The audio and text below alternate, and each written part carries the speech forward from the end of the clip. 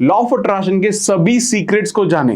Amit Kumar podcast को अभी subscribe करें। एक चीज़ है जिसके बारे में आपने बात की, पहले भी वीर्यनाश की बात की, और हमें इसको एक वक्त तक अपने पास नियंत्रण करके रखना पड़ता है, तब जाकर हम उसको बदलाव देख पाते हैं। तो जब वीर्यनाश कोई भी करता है तो उसकी रिकवरी में, एक सेम स्टेज पर आने में मिनिमम कितना वक्त लगता होगा? हाँ, इसको आप ऐसे समझें जैसे एक व्यक्ति को कोई बीमारी हो जाती है, हाँ, शरीर में उसके कोई रोग हो गया, तो उसकी कहा जाता है कि इसकी स्टेज है, ये फर्स्ट स्टेज पे है, ये सेकंड स्टेज पे है, ये थर्ड स्टेज पे है, तो उसकी स्टेज है। अब जिस भी स्टेज पे वो फर्स्ट स्टेज पे है वो, तो उसकी रिकवरी में कम टाइम लगेगा, हाँ, और उसको आसानी से ठीक किया जा सकता है। सेकंड स्टेज पे है तो भाई अब थोड़ा सा मुश्किल हो गया, लेकिन अगर वो थर्ड स्टेज पे पहुंच जाता है, डॉक्टर भी ये कहेगा कि हम अपनी तरफ से कोशिश करेंगे, लेकिन अब देखते हैं कि क्या होता है। तो इसी तरीके से हमसे भी ये बहुत सारे हमारे बंधु आकर के पूछते हैं कि हमने बहुत गलती की है, हम 5 साल से 10 साल से, और ये भी कहते हैं कि रोज हमने ब्रह्मचर्य नाश किया। कई कहते हैं एक दिन में कई कई बार हमने किया है। और जो ये कई बार वाले होते हैं, मैंने इनकी स्थिति देखी है। आजकल कोई व्यक्ति अपने विचार रखते हैं कि कुछ नहीं होता है, इत्यादि इत्यादि, हाथ कांपते हैं, विचार बिल्कुल ही उनके भ्रष्ट हो जाते हैं, चिंता, तनाव, डिप्रेशन में पड़ जाते हैं, ओसीडी तक की स्थिति हमने देखी है। कितने ही स्वप्न दोष जैसे विकार उनके इतने बढ़ जाते हैं कि प्रतिदिन स्वप्न दोष। तो इस तरीके की उनकी स्थिति होती है। तो जिसका शरीर इतना अधिक उसने अपनी क्षति करी है, उसको समय अधिक लगेगा, उसको टाइम देना पड़ेगा। अब जिसने थोड़ी त्रुटि की है और कुछ साल उसे हुए हैं, 1 साल से 2 साल से, समझो वो सेकंड स्टेज में है, उसको बहुत जल्दी उसकी रिकवरी होती चली जाएगी। और जो अभी थोड़ी बहुत उससे 2, 4, 5, 10 बार गलती हुई है, उसे बहुत कम टाइम लगेगा और वो वैसी स्थिति में पहुंच जाएगा। लेकिन यहाँ पर यह समझ लेना चाहिए कि ऐसा बिल्कुल नहीं है कि चाहे आप किसी भी स्थिति में हो, वापसी की जा सकती है। वापसी कब नहीं होती है? जब व्यक्ति निराश हो जाता है। हमारे चिकित्सक भी ये कहते थे पहले कि जो रोगी व्यक्ति है उसको ये मत बताना कि उसे रोग हुआ क्या है, क्योंकि अभी जो रोग है वो शरीर में है, अगर मन में चला गया ठीक करना मुश्किल हो जाएगा। जब व्यक्ति मन से टूट जाता है, ठीक करना मुश्किल हो जाता है। तो अगर हमारे बंधु जो कि ब्रह्मचर्य नाश से परेशान हैं और उन्होंने गलतियां की हैं, अगर वो मन से बल रखें तो निश्चित रूप से रिकवरी हो सकती है। ध्यान एक और बात का रखना होगा, हमने उदाहरण पहले भी दिया है कि अगर जैसे आपको कोई घाव हुआ है, अब अगर उस घाव की रिकवरी आपको अच्छी चाहिए तो क्या करना होगा कि उसके ऊपर किसी तरीके के बैक्टीरिया ना लगे, उसको छेड़ना नहीं है, उसको बचा करके रखना है, प्रोटेक्ट करना है। अगर उस घाव को आप बार बार कुरेदते रहेंगे, क्या वो ठीक होगा? नहीं, वो नासूर बन जाएगा। वो इतना अधिक बढ़ जाएगा कि ठीक करना मुश्किल हो जाएगा। तो ब्रह्मचर्य का पालन करना शुरू किया, लेकिन चिंतन गलत चल रहा है, विचार गलत चल रहे हैं, क्रिया कुछ नहीं कर रहे हैं, हस्तमैथुन आदि क्रिया नहीं कर रहे हैं, कोई दूसरी क्रिया नहीं, लेकिन चिंतन उनका वही गलत बना हुआ है, तो आप उस घाव को कुरेद रहे हैं। वो ऐसी स्थिति में पहुंच जाएगा कि आपको रिजल्ट कुछ मिलेंगे ही नहीं, क्योंकि वीर्य की 2 गति होती हैं, एक होती है ऊर्ध्व गति, एक होती है अधोगति। तो जब विचार किए जाते हैं, चिंतन किया जाता है, तो जो वीर्य है वो अधोगमन करना शुरू कर देता है। अधोगमन का अर्थ होता है कि उसका ऐसा स्वभाव बन जाता है कि वो नीचे की तरफ जाएगा। जब नीचे की तरफ जाएगा तो शरीर से बाहर आएगा। 2 तरीके से होता है, एक स्वप्न दोष के माध्यम से, नाइटफॉल के माध्यम से, और दूसरा होता है शीघ्र पतन के माध्यम से, या फिर धातु रोग उसको कह देते हैं। उसमें व्यक्ति का यूरिन के साथ भी स्पर्म आ सकता है, दूसरी स्थितियां बन सकती हैं। इस तरीके की स्थिति बनेगी। तो जो ब्रह्मचर्य है वो क्रिया का नहीं, मन का विषय है। तो ये भी समझना पड़ेगा, अगर रिकवरी जल्दी चाहिए, कि आपको मन से सात्विक होना है, शुद्ध होना है, और अपने मन को निग्रह में लेकर के आना है। अब निग्रह में कैसे लेकर के आना है? तो जो इसमें अब इसका बचाव क्या है, यानी कि रिकवरी तो हो जाएगी, लेकिन हमारे बंधु कहते हैं, बहुत प्रश्न आते हैं कि हम 20 दिन तक रह पाते हैं, कई कहते हैं हम 21 दिन तक रह पाते हैं, और पता नहीं क्या बात है, इतने ज़्यादा प्रश्न आते हैं और वो कमेंट्स आते हैं कि 21 दिन तक ही रह पाते हैं। एक ऐसा साइकिल बन गया है कि 20-25 दिन के बाद उनका मन उन्हें परेशान करना शुरू कर देता है, बहुत ज़्यादा उनके ऊपर विकार हमला करना शुरू कर देते हैं एक तरीके से। कैसे इससे बचा जा सकता है, इसके बारे में कहा गया है कि यथाभिमत ध्यानाद्वा, यानी कि अपने मन को उस स्थान से हटा करके कहीं और किसी दूसरे स्थान में अगर लगाओगे तो बात बनेगी, क्योंकि मन का स्वभाव है निरंतर चलना। मन को रोका ही नहीं जा सकता। मन केवल एक स्थिति में जाकर के रुकता है जो योगियों की होती है समाधि की स्थिति। समाधि में जाकर के मन समाप्ति हो जाता है। तो तब तक नहीं रोका जा सकता, तो मन को किसी दूसरे विषय में लगाना होगा। इससे एक ऐसे उदाहरण से समझें कि एक बार एक व्यक्ति होता है, उस व्यक्ति के पास एक विचित्र सा दिखने वाला व्यक्ति आता है जो कि विलक्षण सी शक्तियां लेकर के था, उसके पास कुछ दिव्य शक्तियां थी। तो वो उसे आकर के कहता है कि आप मुझे अपने पास रख लें और मैं आपके सारे काम कर दूंगा, जो भी आप बताएंगे वो किया करूंगा। कि भाई हमें नौकर की आवश्यकता नहीं है, हमें किसी सेवक की या व्यक्ति की आवश्यकता नहीं है, कि आप रख के तो देखें, आप 1 हफ्ता रख के देखें। वो कहता है कि चलो हम रख लेते हैं। वो कहता है कि मेरी एक शर्त है कि मैं निरंतर काम करूंगा और जिस क्षण मेरे पास करने के लिए काम नहीं होगा उस समय मैं आपको मार दूंगा। अगर आप ऐसे रख सकते हो तो रख लो। वो सोचता है कि अच्छा है, मैं अपने दूसरे जितने भी सेवक हैं उनको छुट्टी दे देता हूँ, इसको अकेले को रखता हूँ, सारा काम इससे कराऊंगा, सबको छुट्टी दे देता है। अब वो जो भी काम बताए उसको वो झट से कर दे, जो भी काम बताए झट से कर दे कि और बताओ और बताओ। अब वो परेशान हो जाता है, अब उसके पास काम नहीं बचते हैं। वो सोचता है कि बस अब तो मरने का समय आ गया है। अब वो एक गुरु के पास जाता है, उनके पास जाकर के याचना करता है कि ऐसा, आप उसे जिन कह लें, आप उसे एक विचित्र व्यक्ति कह लें, मेरे पीछे पड़ गया है कि उसे काम बताना ही पड़ता है, 1 मिनट के लिए काम नहीं हो तो मुझे मार देगा, और सच में मार देगा। तो वो गुरु से कहता है कि इसकी तो सीधी सी बात है, एक काम करो, जितना तुम्हारे पास काम होता है उससे काम कराओ और फिर अपने घर के सामने एक खंबा गाड़ दो और उसे कहो कि इस पे चढ़, इससे उतर, इस पे चढ़, इससे उतर, ये तुझे करना है, जितने तुम्हारे पास होते हैं काम बताओ। अब वो कहते हैं कि गुरुजी मेरी तो समस्या का समाधान हो गया। अब वो जितने उसके पास काम होते उससे कराता और फिर कह देता कि इससे ये काम करना तो शुरू कर, तो उसे काम मिल गया बस वो। इसी तरीके से आपका मन भी है, मन को निरंतर कुछ चाहिए, उसको कुछ ऐसा देना होगा जिसमें वो लगा रहे, अगर नहीं है तो वो आपको खा जाएगा, उसी तरीके से वो आपको नष्ट करेगा, आपको भटकाएगा। तो क्या ऐसी चीज है जो हम अपने मन को दे सकते हैं जो वो निरंतर पकड़ के रह सके?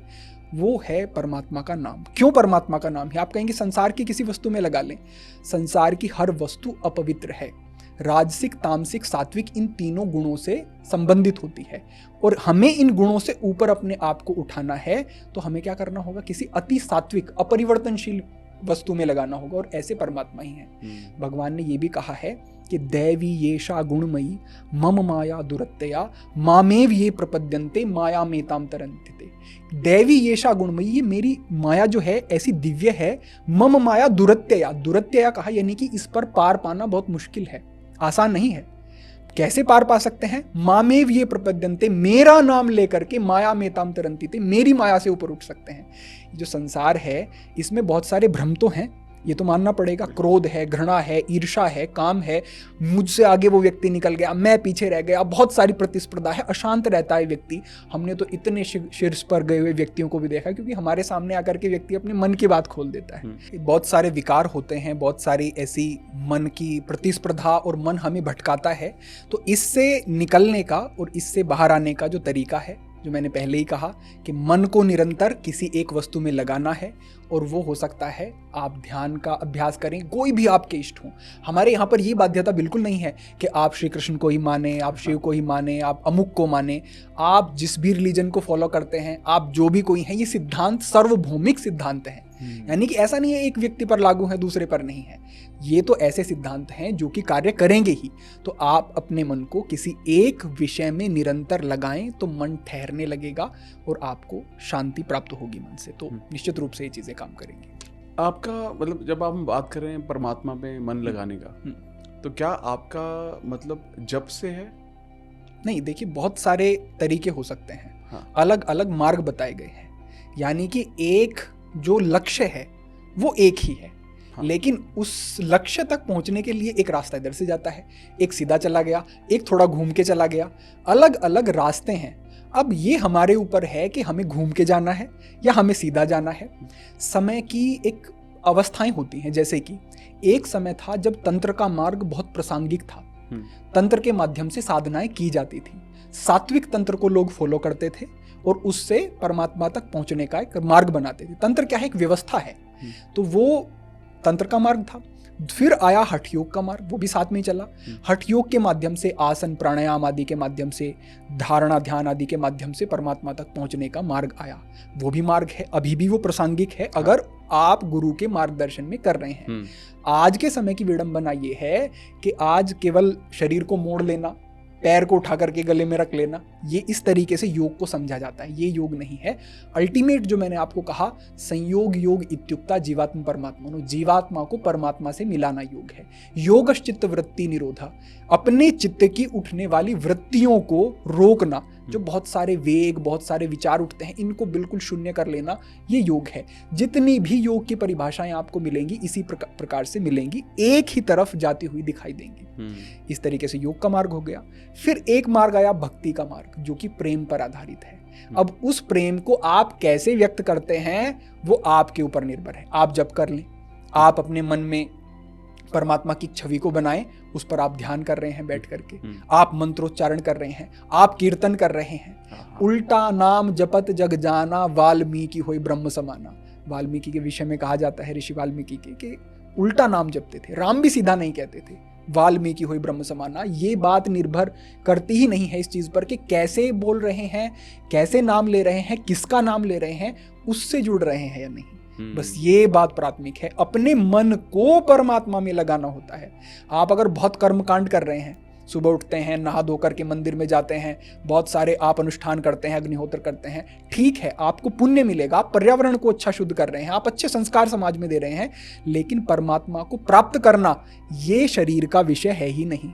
एक व्यक्ति कुछ भी नहीं करता है, बैठा है, अंदर से पता ही नहीं चल रहा है कि क्या अवस्था है, लेकिन मन निरंतर जुड़ा हुआ है। एक दृष्टांत मुझे याद आता है कि गंगा के किनारे एक संत थे जो कि लेटे हुए थे, मस्ती में लेटे हुए हैं। एक दूसरे संत वहाँ से आते हैं, जो दूसरे आते हैं वो बड़े विद्वान थे, त्रिपुंड लगाए हुए हैं, अच्छा वेश धारण किए हुए हैं। वो देखते हैं कि एक साधारण सा सन्यासी वहाँ पर पड़ा हुआ है, और वो उसे कहते हैं, देख करके थोड़ा उपहास में कहते हैं कि तुम इतने बहुमूल्य समय को खो रहे हो, गंगा के किनारे हैं, संध्या का समय है, ठीक से बैठ करके आसन लगा करके अगर तुम भगवान का नाम लो तो कितना अच्छा होगा। वो कई बार इस प्रकार के कटाक्ष करता है, तो जो संत लेटे हुए थे उन्हें कहते हैं इधर आओ। वो उनके पास आते हैं कि यहाँ कान लगा करके देखो। वो उसके शरीर पर कान लगाते हैं तो राम राम राम राम राम, हर शरीर पे जहाँ कान लगाए राम राम। तो ये जो अवस्था होती है, ये जो अध्यात्म का मार्ग होता है, ये बाहरी विषयों से संबंधित नहीं है, ये तो आंतरिक विषय है। आप देख करके बता भी नहीं सकते कि किस व्यक्ति के अंदर क्या चल रहा है, बल्कि जो इस मार्ग में जितना आगे जाएगा वो उतना ही साधारण दिखेगा, उतना ही विनम्र हो जाएगा। तृणादपि सुनीचे न तरोरपि सहिष्णु नाम, अमानी नो मान देना कीर्तनीय सदाहरी। तृणादपि सुनीचे न, यानी कि जैसे तिनका होता है उससे भी नीचे अपने आप को समझ करके चलो। तरोरपि सहिष्णु नाम, जैसे पेड़ होते हैं उनको पत्थर भी मारेंगे फल देंगे। अपने लिए सम्मान की इच्छा ना करो और दूसरे को सम्मान दो, और परमात्मा का निरंतर नाम लो, भगवत प्राप्ति हो जाएगी। कितना आसान है। ये जो जितनी भी बातें होती हैं ये बहुत कठिन नहीं है, इनको रूटीन में लाना, इनको फॉलो करना कठिन होता है। कोई कहता है कि हमें जानकारी नहीं है, जानकारी का अभाव नहीं है। आप अगर जैसे मर्जी उठ करके नहा धो करके सुबह बैठ करके परमात्मा का नाम ले सकते हैं, जो भी आपको सरल लगे कर सकते हैं, कठिन नहीं है। लेकिन क्यों नहीं कर पाते हैं? क्योंकि जैसे मैंने आपको पीछे बताया, जो लैंप की चिमनी है उस पर कालिक लगी हुई है, ये कुसंस्कारों की कालिक है जो कि खींचती है व्यक्ति को पीछे। इसको ठीक करने के लिए हमने पीछे बात की है, आहार को ठीक करना, प्राणायाम करना, धारणा करना, एक स्थान पर लगाना, सांसों पर टिकाना, ये सारी तैयारी है। अल्टीमेट जो गोल है वो निरंतर भगवत स्मरण करना, निरंतर परमात्मा का चिंतन करना, ये अंतिम अवस्था है। ऐसे समझ सकते हैं। बहुत ही सुंदर सर, बहुत ही सुंदर। अगर आपको पॉडकास्ट की ये क्लिप बहुत अच्छी लगी तो आप यहाँ से इसके कंप्लीट पॉडकास्ट को भी देख सकते हैं। इसके साथ साथ आप अपना सपोर्ट बनाए रखें, चैनल को सब्सक्राइब जरूर कर दें। Thank you so much.